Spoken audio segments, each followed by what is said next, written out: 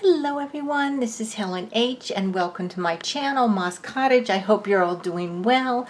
Today is the second part of working in my little spine, no-show spine.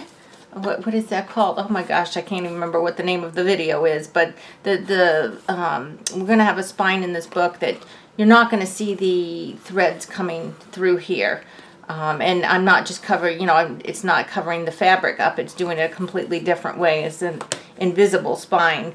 So if you watched my last video, you know that I made this piece of cardboard. It's just a 1" by 6".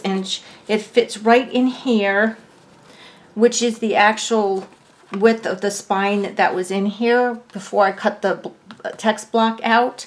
And then I covered it with this paper, this text paper, just because I didn't want cardboard to show between the three signatures. But before we go on, I just wanted to show you the two that I had already made. This is one of them right here.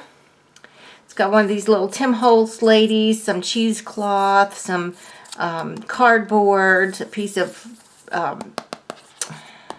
scrapbook paper here, and it's just 3 signatures, as you can see, like here. So this is what we're going to be doing, and these were sewn to this spine piece, and then the spine piece was glued in. And see how you can see a little bit of it? That's why I covered it with the paper. Now, if the cardboard look doesn't bother you, that's okay. Then the other one I made was this one here with the butterfly, and same thing, same thing. It's got the text on the hidden spine. That's what it is, hidden spine. All right, so those are the other two that I made. So here we are here. Now, I did go ahead and make my signatures. There are 3 signatures, and they are 10 pages each, and they are going to fit on this spine, and then the spine will be glued in for this hidden spine, and it will look like this. Okay, now I had to go back. It's been a while since I did these other two. I couldn't remember how I aligned the holes with this evenly so that they all got attached to this, because this is kind of thick cardboard, and I know I didn't just stick my pokey tool through there. And I'm not sure exactly what I did, but I came up with an idea anyway.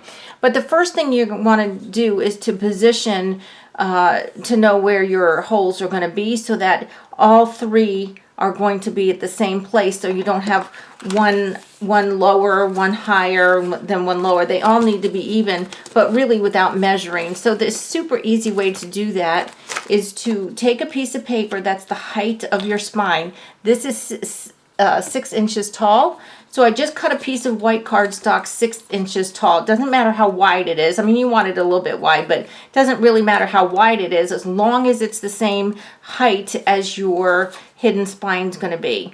So then you fold it in half lengthways like this. And I know you've probably all seen this done before. You fold it in half this way. Okay, first lengthways, then widthways, and then you fold it up to the middle crease, and then you fold it down to the middle crease, and it gives you this piece of paper that has all these little spots. Okay, now this is going to show you where your holes are going to be. And so what we're going to do is we are going to mark those holes first. So I'm going right in the middle here, right where these little points come together. Okay, and I'm just marking them with my pencil here, okay, like that, okay, here, here, and here. So that is where my holes are going to be on this, okay. So I think what I did was I turned this thing this way, and I just went ahead. Now this is 1 inch wide. Your width and height are going to, of course, depend on your book, okay? This is 1 inch wide. So I'm just going to eyeball this, because I honestly don't want to futz around with figuring out where, 1/3 of an inch is in 8ths or 16ths or whatever. So what I'm going to do is I'm just going to make a mark here. I'm going to make it kind of long where the middle is going to be. Okay, And then I'm going to do that again up here. And like I said, I'm kind of just eyeballing this, and then I'm going to do it again up here. And it doesn't matter if it's spaced right top to bottom yet. Right now I'm just looking for my middle. Okay, like that. Okay, so I've got a spot here, here, and here. So then what I'm going to do is I'm going to hold this here this way. Okay. Now, if you want, it probably would be easy if I just went ahead and drew a line here. Whoops. Drew a line all the way down the middle. Maybe I'll do that. You won't see this line because the actual spine is going to be on there. So we can go ahead and do that again on this side and then on this side. So I'm just going to go ahead and make a mark where I think a third is going to be like here. And then it's going to be about here, and then again up here. So then I can draw my line, which won't show. I'm using my piece of paper as a ruler. I have one right here on my desk. Okay, so see what I've done? I'm just making lines going up and down right now, okay? And just eyeballing where I think that third mark is. And I can see doing this that it's probably not exact. I might have a little bit more room on one side than the other, but it's not going to be noticeable. This is a junk journal, and you know, when you fill it up, it will all be filled up. Okay, so there's my 3 lines right there. Okay, so now I just want to mark where is the actual holes going to go. And what I'm going to do, I'll show you how to get through this thick cardboard. Getting through the signatures is not going to be the hard part. The harder part is going to be getting through this. So now I'm just making big heavy marks lined up with these 3 dots. Okay, now these 3 dots are pretty far in, and I like that because I've got different size papers in here, and you want to always make sure that your papers catch at least 2 of the 2 of the threads, okay, because, or 2 of the stitches, because if they don't, it's going to bobble around. They're going to bobble around a little bit too much, and they can turn sideways and do all kinds of stuff that you don't want them to do. So here I just have my 3 marks here, and then okay, this one's kind of way off. Why did I get that one way off here? Oh, okay, I guess it's okay. All right, so now I have my marks here. Okay, so I've really got the 9 spots where the thread's going to go through. Now, I don't know what I did last time. Like I said, it's been a while, but I figure I'm going to go ahead and use my Crop-A-Dile, and I'm just going to go ahead and make the small hole, not the big one, the small hole where these little marks are. And if you want to just wing this, you know, if you really don't care and you just want to wing it, that's totally fine too. It's completely up to you.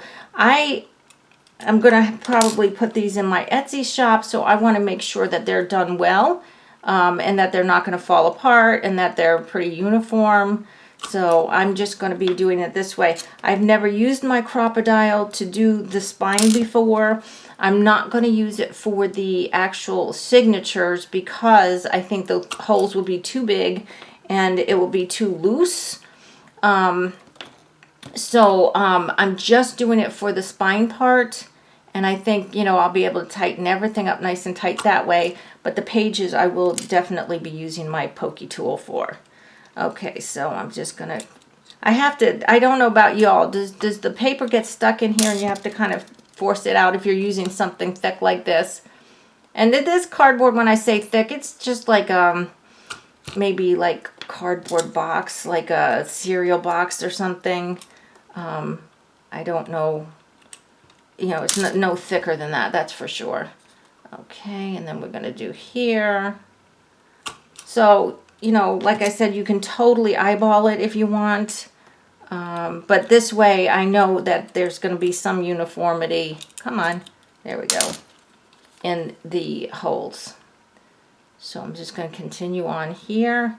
And then I'm going to show you how I sew them in. It's a simple 3-hole pamphlet stitch, but if you're new, you may not know what that is. And I will stop the video and do the other 2. I'll do one with you because you all know how to do a 3-hole pamphlet stitch. Unless it's not taking me that much time. It shouldn't. And then I've got one more hole down here. And then I think we're good. Now I got to remember this because I do have a couple more of these little blue book covers that I want to make some more journals out of. So let me just clear these out of the way. Okay, so now we have this. Okay, can you see the holes in it? Okay, so those are what the signatures are going to be sewed to. Now what I use is I use a waxed thread. Okay, you can get waxed thread on Amazon.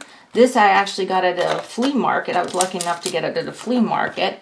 So I like to do, now this is going to be tied on the inside, okay, like this, okay, because we're not coming through the outer spine. So it's got to come through the inside. So I don't need a long piece hanging out because I'm not going to tie dangles to it or anything. So I tend to do like a length, 2.5 lengths, 2.5 lengths of my book.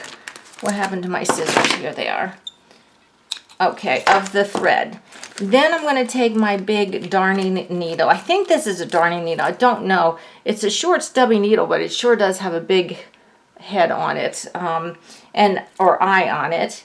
And I'm going to flatten it out like that and stick it through here. Okay. Now, what I'm going to do, I think for ease sake, because I'm working with such a thin spine here, I'm going to take my book out of the way because we don't need it yet. Since my spine is so small, I think for ease, I'm going to start with the middle signature and sew that one in first and then the outside edges. So now I have my template that I used for the spine itself, and I'm going to go ahead and clip it to the inside of my book, just like this. Now, the reason I'm clipping it here is because I need to make the holes, but you've got to remember to remove it again. You don't want to sew that in, okay? I've done that before. All right, so here's my pokey tool, and I've made sure all my papers are right up to the edge here. So I'm just going to go ahead and in that spine, I'm going to punch my hole, okay? Just, oops, uh-oh. All right, just like that. And then I'm going to do the same in the middle. And then I'm going to do the same at the bottom. Okay, so I've got my 3 holes here. Now these are going to line up perfectly with that because I used the same template, okay? So now what you want to do is take this out. Don't sew that in. And we're going to take our thread. Now, if you're going to do a 3-hole signature, pamphlet signature, and you want to tie it on the inside, you're going to start on the inside and push outwards, okay? So here's my middle hole and the middle hole of my spine. So I'm going to go through there. And I'm going to leave a little tail sticking this way. Now, if you want, you can go ahead and use your clip. I've seen people do that before. I don't usually do that, but I thought I'd share that with you. So now you can go from the middle and come up through the top. So I'm going through there, and then, now since it's not attached yet, you might have to just eyeball where it comes in. Okay, it's going to come back in the top. We'll pull that through. But remember, you don't want to pull it so tight that this lets go, because you're going to need that, okay? And then you're going to go through the bottom, and I'm just making sure I'm going back through the middle holes here and pull this through, okay? And we want to make sure that these are tight, that they are fairly tight. And then we're going to come back up through the middle, okay? So back through the middle. And now we're going to come in, we're coming in on the left side, looking, oh gosh, I hope you saw that. Looking for you, it's going to be the left side, not the right side.